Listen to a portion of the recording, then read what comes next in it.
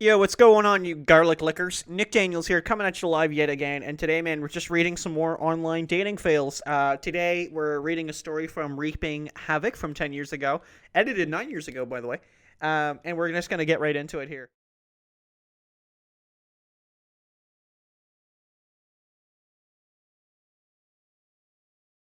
So, yeah, without any further ado, let's get into it. It's going to be a little bit of a longer one, and hopefully, we can wrap that up pretty quickly. So this one says, "Here's my story. 6 or 7 years ago, I was a regular IRC chatter. I don't know what that means. I started talking to a girl there. Let's call her Jenny, and we hit it off. She had a WRY, somewhat critical sense of humor. Uh, I realized that she was maybe 10 years younger than me, but since according to her she was over 18, meeting up shouldn't be a problem. She lived in Florida and I lived in Denmark. Okay, so we get some distance. It sounds like a chat room or something. I'm not too sure. Or maybe it was a dating site. I can't. I'm not sure what that means there. So one evening we talk about her visiting over the summer. I go to cook dinner, and when I finish eating, sign back on our IRC, so whatever this platform is. She tells me that she's bought a ticket and will stay for 3 months. I tell her like, "Whoa, that's a really long time." I was thinking of a couple weeks or so, but since she's already paid for the ticket, I feel forced for her to stay. Fortunately, many of the other people in the IRC channel where we hang out are also Danes and wanted to visit them. Okay. Um. So what it sounds like is some kind of chat room or something. And there's some people in there. They're all kind of like, "Hey, let's go. Let's all meet up." And this girl's gonna come down. It sounds like a really bad sign already because you guys haven't ever met in person. So just immediately, like, and especially flying over to meet someone, like, I'll literally go to a coffee date with somebody and be like, "Nah, I don't like them." Like, imagine like being there for that long of time. During the time we have known each other, she has sent photos of herself, and I'm quite surprised when she looks like nothing. When she looks nothing like her photos. When I met her at the airport, I expect to see a chubby young woman, but I was not expecting her to be 150 centimeters tall and just as wide, at least. I am 180 centimeters and weigh about 90 kilograms. I'm fairly sure she weighs more than I do. Say he's what, like 200 pounds? Approximately. Now, I'm not a shallow person, so I think to myself, well, at least she has a great personality, right? Wrong. Over the next not 2 days, I was going to say 90 for some reason. Over the next 2 days, I found out that not only is she immature and sheltered, but apparently her whole world is made up of deceit, lies, and huge amounts of drama. She's lying about so many things, including, and I don't find out about this until the day before she leaves, but her age. But more on this later. Oh, shit. All right. Um, She's apparently also told her parents that she is visiting her friend Kathy in Denmark, who is married to a brain surgeon. I don't know anyone named Kathy. I'm not a brain surgeon, but a photographer. If things don't go exactly according to her plan, she will immediately start wailing and sobbing, stamping her feet and punch the walls. So when I confront her and ask her why she's been lying to her parents, she throws the mother of all hissy fits. Eventually, after 2 hours of coaxing, I managed to talk her down.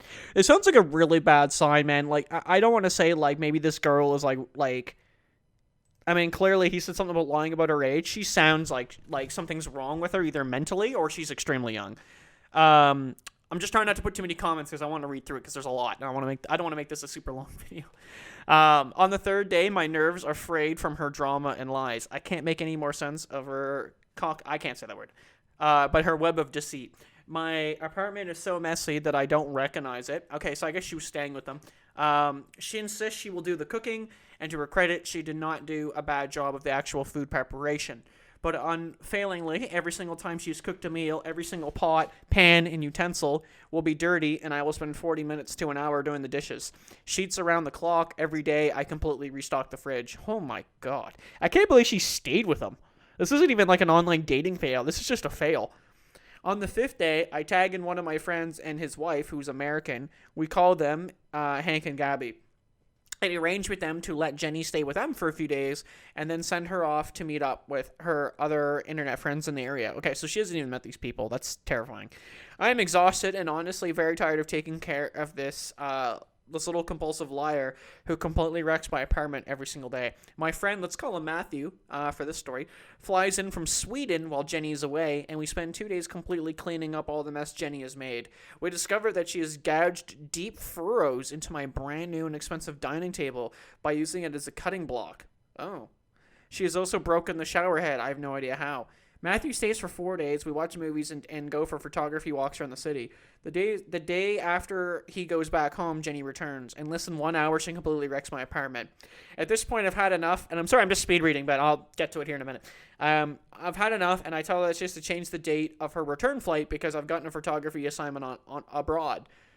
Cue wall pounding, hysterical rage for an epic 6 hours. At my wit's end, I call Hank and Gabby to ask them for advice. Gabby picks up, and as soon as she hears the wailing background, she tells me they'll be right over. When Jenny finds out, she stops crying and runs to the bathroom. The shower starts running. Hank and Gabby come over. Gabby, who has also had enough, has some choice words for Jenny, who does not reply. They help me put all of Jenny things in or near her suitcase, and as we're doing this, we find the passport, which clearly states that she's, in fact, 16 years old. Oh! Probably not legal in that state. Not my proudest moment. I mean, it's not like he banged her or anything. He didn't do anything with her. He didn't make out with her. He didn't do anything, which was good. Not my proudest moment. We finish packing, and then they go home. As soon as the door shuts, Jenny unlocks the bathroom door. Apparently, she's been sitting in the shower on the drain, thus flooding the entire bathroom with a good inch of water. I hand her the phone and tell her to either call the airline and book a new flight turn or call the nearest hotel to make arrangements with them for the rest of her stay in Denmark. She turns on the waterworks again, and then she sees the look on my face. She immediately stops and does as told. The next morning she leaves. I wouldn't even let her stay the night, bawling her head off. I've had enough completely at this point, and I can't even be bothered to even walk her to the station, which is 4 minutes away by foot. The day after, she calls me and tells me she got home all right. And thank you for a wonderful time, and can she please come visit again soon? Holy smokes. I'll tell her that we'll have to discuss this later, as I'm about to leave my apartment for a photo job downtown, which is true. While I'm out, she calls my phone 197 times. The phone is on silent. 337 times. There are also 53 emails when I open my Outlook. These numbers are factual, not exaggerations. I wonder if that was text messages that he meant to say there 337 times. It doesn't explain what that was. This is the final straw. Next time she calls, I lose it and yell at her incoherently. Tell her to never contact me again and hang up. I block her from all avenues, and I can think... And that but unfortunately that is that. If you made it this far, I thank you. Married to a gorgeous woman. We don't care about any of that shit. Okay, so we'll try to wrap this up. It's only been 7 minutes, but so this is one reason why you always meet people in advance off the get-go, and it's scary, but it rang right away when the girl was having tantrums and stuff. There was no way she was 18. Even 18, I would question it a bit. To be what are you doing? But just to make those kind of comments and then to leave and have no idea of the strain you would have put on someone is unreal. I also feel really bad because you know what? Someone probably ended up buying her ticket so she could go down there, and they probably had it seemed like they had no idea what was even happening. Oh man. Yeah, I don't know. I just can't get over it. I just don't know what to say. It's just a fool's errand. That's a foolish decision. I think we've all made them if we tried online dating. A lot of people have tried those kind of things. I met a girl that was a couple hours away one time, even just driving down and meeting her. And I'll tell you, man, you never start any kind of, I don't even know if that was a relationship. There was nothing in that post of I kissed her or had contact. She was just staying there. It sounded like they were just kind of meeting and getting to know each other. And even that is kind of wow, okay, she's 16.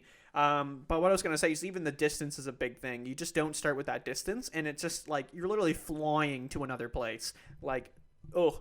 Anyway, sorry I kind of powered through that one, but, it's a longer one, and, I didn't want to really comment the entire time and be a half-an-hour video, but thank you so much for watching. Appreciate the views on the video, and we'll see you in the next online dating fail here. We'll read this in about 2 fucking seconds. Thank you.